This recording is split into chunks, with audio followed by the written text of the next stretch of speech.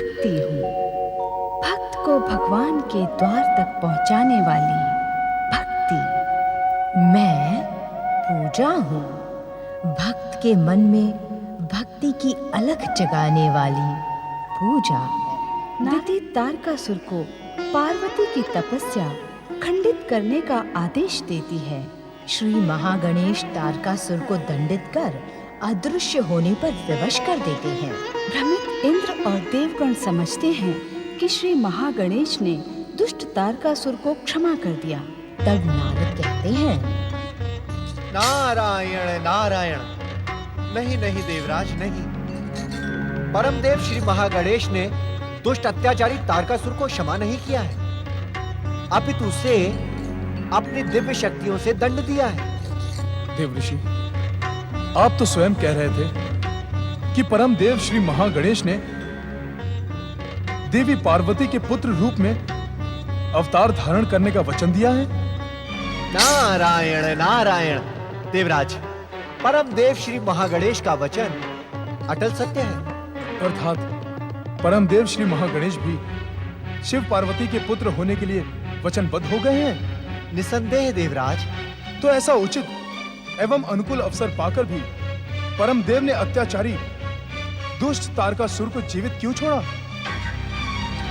वो तो अपनी इच्छा मात्र से क्षण मात्र में उस दुष्ट का वध कर सकते थे। नारायण नारायण देवराज इंद्र, स्वार्थ व्यक्ति को कितना पतित कर देता है। स्वार्थ? किसका स्वार्थ देवऋषि? नारायण नारायण आपका देवराज, आपका स्वार्थ। मैं ये देख रहा हूं कि आप अपने स्वार्थ के वशीभूत होकर परमदेव श्री महागणेश के वचन का कितना अनुचित अर्थ लगा रहे हैं। विषय चाहे कोई भी हो, मुझे प्रताड़ित करना आपका स्वभाव बन गया है।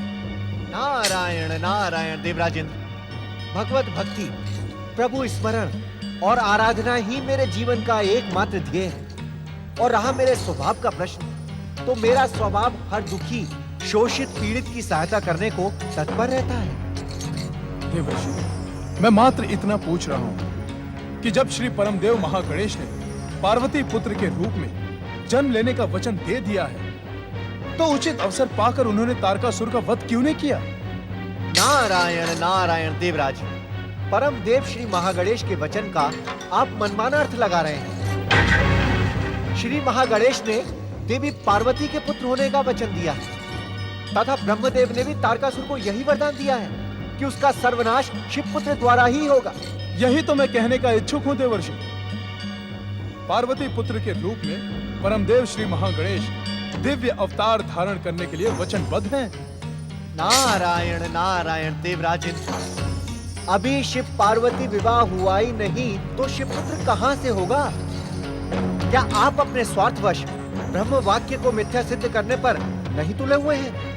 नारायण नारायण देवराज इंद्र, तारकासुर का वध परमदेव श्री महागणेश द्वारा नहीं अपितु शिवपुत्र द्वारा होगा, ये अटल सत्य है। नारायण नारायण।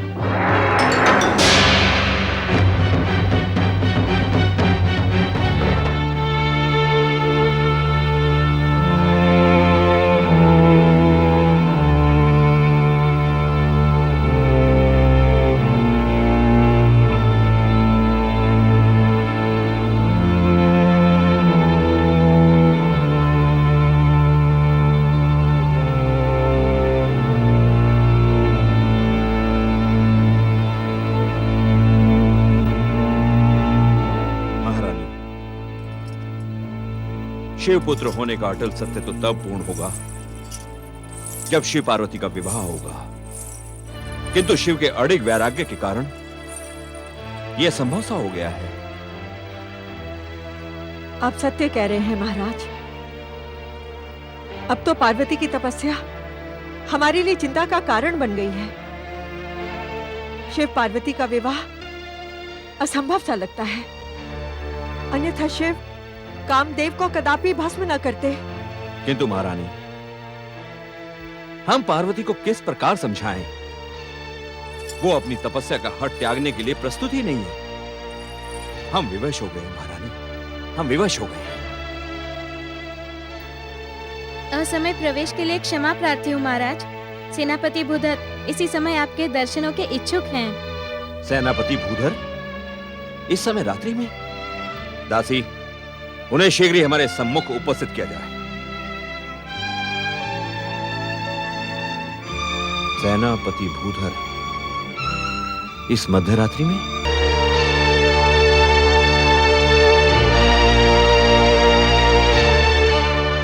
प्रणाम।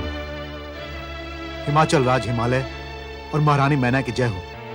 सेनापति भूधर, आपको हमारे दर्शनों की क्या आवश्यकता आन पड़ी?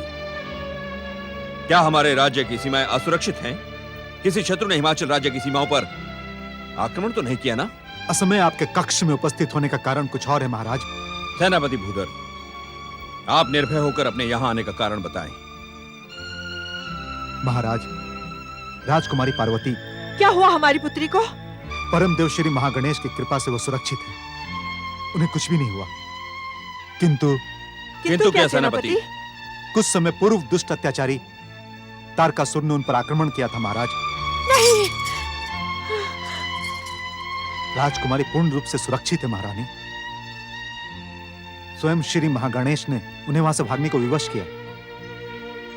आज तो वे सुरक्षित हैं, किंतु भविष्य में भी वे सुरक्षित रहेंगी, इसका विश्वास कौन दिलाएगा सेनापति? महाराज, हमने वहां सुरक्षा सेना को नियुक्त कर दिया है, किंतु दुष्ट तारकासुर की वरदानी शक्तियों से आप अनभिज्ञ नहीं हैं। अर्थात उस शिव मंदिर में देवी पार्वती को तपस्या करने देते रहना अनुचित होगा। हाँ महाराज, इतनी रात्रि में मैं यही कहने आपके सम्मुख उपस्थित हुआ हूं। अब मुझे आज्ञा दीजिए। ठहरे सेनापति भूधर, अब देरी करना अनुचित होगा महाराज। हम इसी समय से मंदिर जाकर पार्वती को तपस्या का त्याग करने पर विवश कर देंगे। यही उचित होगा महारानी। चलिए।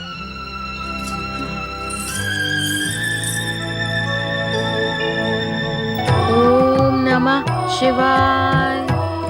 ओम नमः शिवाय।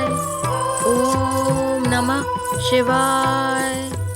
ओम नमः पुत्री पार्वती। शिवाय। पुत्री पार्वती, ओम नमः शिवाय। पुत्री पार्वती, अपनी तपस्या को विराम दो पुत्री। ओम नमः शिवाय। अपनी आंखें खोलो पुत्री। पुत्री पार्वती, तुमने एक असंभव हठ ठान लिया है। तुम्हारी तपस्या हमारी चिंता और तुम्हारे प्राणों के संकट का कारण बन चुकी है।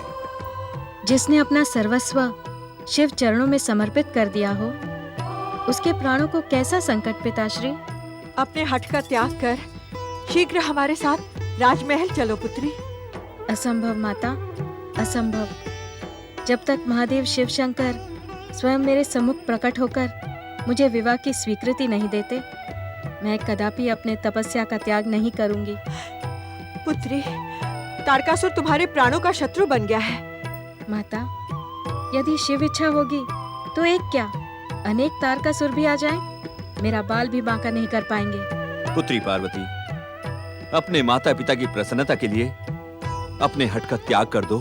क्षमा प्रार्थी हूँ पिताश्री, मैं आपके आदेश का पालन नहीं कर सकती। यदि ऐसे ही आदेशों का पालन करवाना था तो जन्म से ही मेरे भीतर दृढ़ता के संस्कार क्यों भरे आपने? मुझे क्यों ये शिक्षा दी कि व्यक्तिगत सुख से श्रेष्ठ होता है संसार के कल्याण और प्रसन्नता का कारण बनना? क्षमा माता, मेरी तपस्या अब आपकी प्रसन्नता नहीं, संसार के कल्याण और प्रसन्नता का निमित्त बन गई है। ओम नमः शिवाय। ओम नमः शिवाय। चलो महारानी, ओम नमः इसकी बातों में सच्चाई है। शिवाय। हमें गर्व है कि हमारी पुत्री ओम नमः इतनी महान सोच रखती है।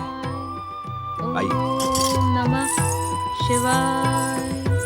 ओम नमः शिवाय।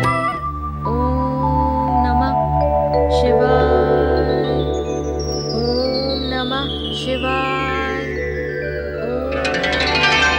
हे महादेव शिव शंकर, सप्त ऋषियों तथा देवर्षि नारद की प्रार्थना पर विचार करने का आश्वासन देकर आप वचनबद्ध हैं। कृपा करके संसार के कल्याण के लिए अपने वचन का पालन करें। अपने वचन का पालन करें। अपने वचन का पालन करें।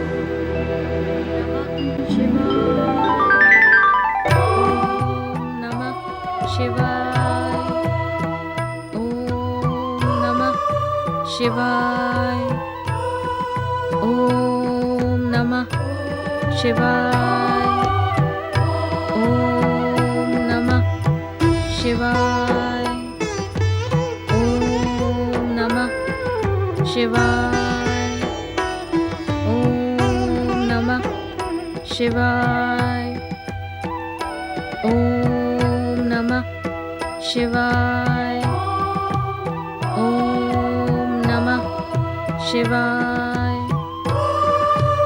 ओम नमः शिवाय नमः शिवाय ओम नमः शिवाय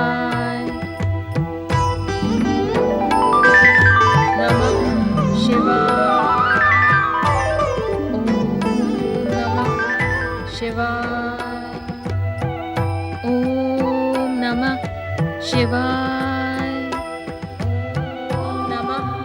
शिवाय ओम नमः शिवाय ओम नमः शिवाय बम बम भोले। ओम नमः शिवाय ओम नमः शिवाय ओम नमः शिवाय ओम नमः शिवाय ओम नमः शिवाय ओम नमः शिवाय ओम नमः शिवाय ओम नमः शिवाय ओम नमः तपस्विनी, तुम्हारी तपस्या का कोई फल नहीं निकलेगा। त्याग दो, ये तपस्या त्याग दो। शिवाय हिमालय पुत्री देवी पार्वती, हम त्रिकालदर्शी ब्राह्मण हैं। हम भलीभांति जानते हैं तुम किसको पति रूप में पाने के लिए ये कठोर तपस्या कर रही हो। जिस शिव को तुम अपना स्वामी बनाने की इच्छुक हो, वह भभूतधारी योग और वैराग्य की मूर्ति है। वो तुमसे कदापि विवाह नहीं करेगा। उसे विवाह की क्या आवश्यकता है? उससे विवाह करके तो तुम्हारा योग और वैराग्य खंडित ही होगा। हम तुम्हारे शुभचिंतक हैं। वृद्ध ब्राह्मण, आप शिवाराधना के समय आए हैं, इस कारण आदरणीय अवश्य हैं, किंतु मेरे शुभचिंतक नहीं। हम तुम्हारे शुभचिंतक ही हैं देवी पार्वती। इसी कारण हम अपनी तपस्या और आराधना छोड़कर इस समय बिना आमंत्रण हिमालय महल पधारे हैं।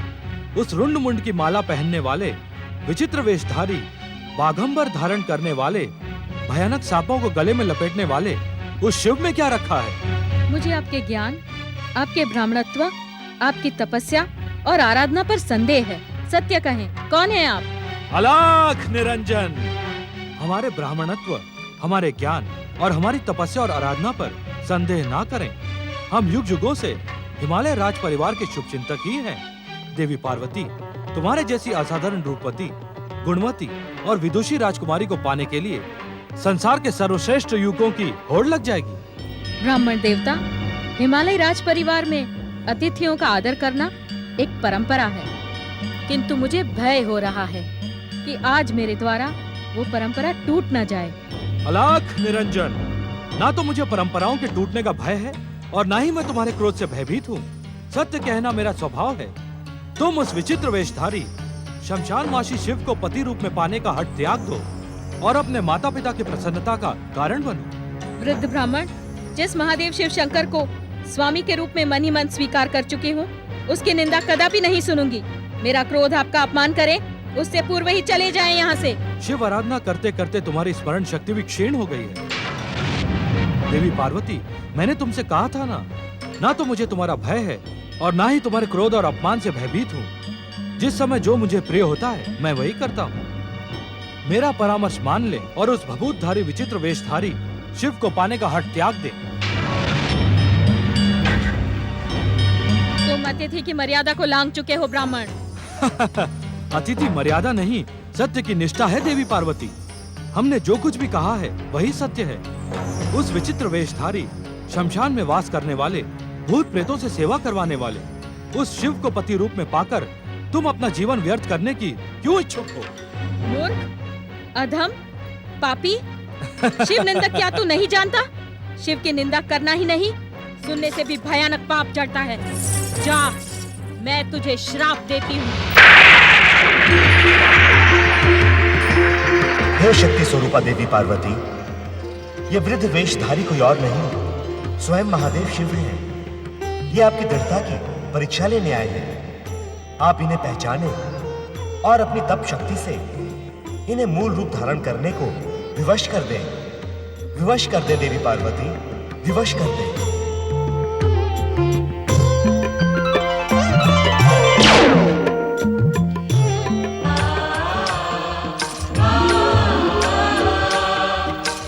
स्वामी, अब इस लीला को त्याग कर अपने मूल रूप में प्रकट होकर मुझे विवाह का वचन दें, मेरी आराधना को सफल करें।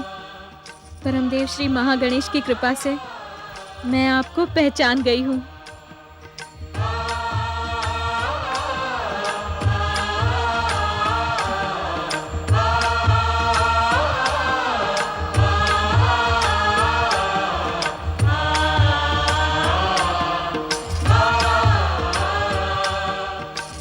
ओम नमः शिवाय।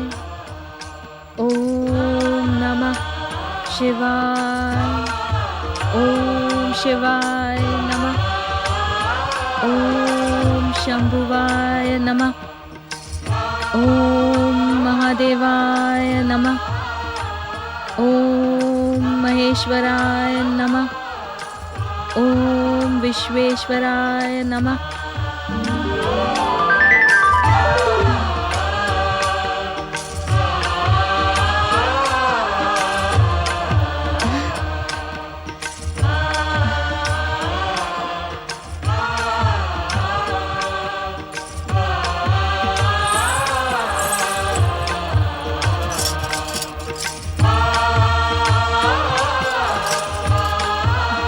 देवी पार्वती, हम जानते थे कि हमें तुम्हारे दृढ़ निश्चय के सम्मुख झुकना ही पड़ेगा।